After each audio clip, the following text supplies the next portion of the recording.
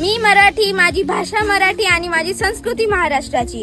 नमस्कार सर्वांना, माझे नाव समर्थ श्रावण सोंजे। मी आज तुम्हाला आपली मराठी भाषा आणि मराठी संस्कृती व परंपरेबद्दल एक छोटीशी माहिती देणार आहे। महाराष्ट्राचा रांगडा मराठी माणूस म्हणजे छाती टोकसणारा, स्वाभिमानी, अथक जिद्द आणि आपली संस्कृती व परंपरे पाळणारा एक अभिमानी वारसदार।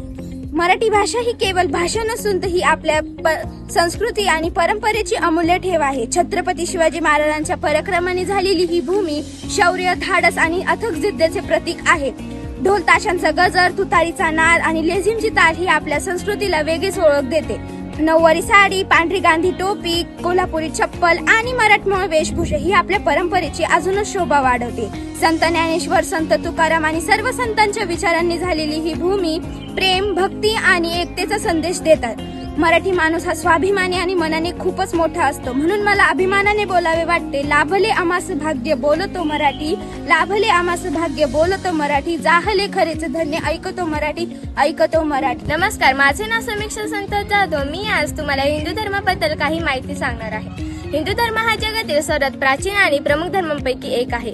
या धर्माला सनातन धर्म असेही म्हणतात। उपनिषदे, भगवद्गीता, रामायण आणि महाभारत हे सर्व हिंदू धर्मातील प्रमुख ग्रंथ आहेत। या धर्माला कुणी संस्थापक नाही, तर हजारो ऋषीमुनींनी मांडलेला विचार आणि तत्वज्ञान यावर हा धर्म आधारित आहे। धोती ही पुरुषांची पारंपरिक पोशाख आहे, तसेच साडी ही स्त्रियांची खूपच पारंपरिक पोशाख आहे। पुरुषांसाठी टिळा लावण्यास खूप महत्त्व आहे, तसेच स्त्रियांसाठी टिकली, गंध व चंद्रकोर लावण्यास खूप महत्त्व आहे। नमस्कार, माझे नाव स्वर राहुल रोकडे।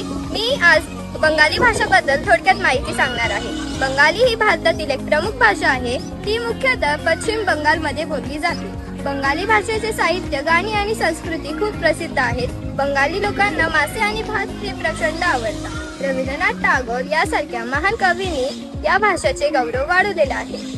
नमस्कार, माझे नाव प्रांजल। मी आज पंजाबी भाषेबद्दल थोडक्यात माहिती सांगणार आहे। पंजाबी ही पंजाब राज्याची प्रमुख भाषा असून तिची लिपी गुरुमुखी आहे।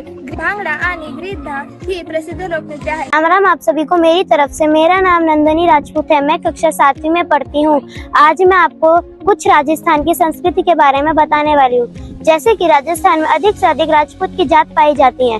राजपूत का अर्थ होता है राजा का पुत्र। संस्कृत के माध्यम से राजा के पुत्र का अर्थ होता है कोई जमींदार या कोई महान पुरुष या फिर अधिक से अधिक पुरुष लोग। वहाँ के लोग ज्यादातर कढ़ाई, चमकीले वाले वस्त्र पहनते हैं। वहाँ के लोग हद से ज्यादा दाल बाटी चूरमा खाते हैं और साथ ही साथ पारंपरिक रूप से महिलाएं घाघरा, चोली और ओढ़नी का यूज करती हैं। वहीं पुरुष लोग कुर्ता, धोती, साफा पहनते हैं। अस्सलाम वालेकुम, नमस्ते। माझे नाव सुफी शेख। मी आता 7वी मध्ये शिकते। आज आपण इस्लामिक संस्कृती बद्दल काही माहिती सांगणार आहे।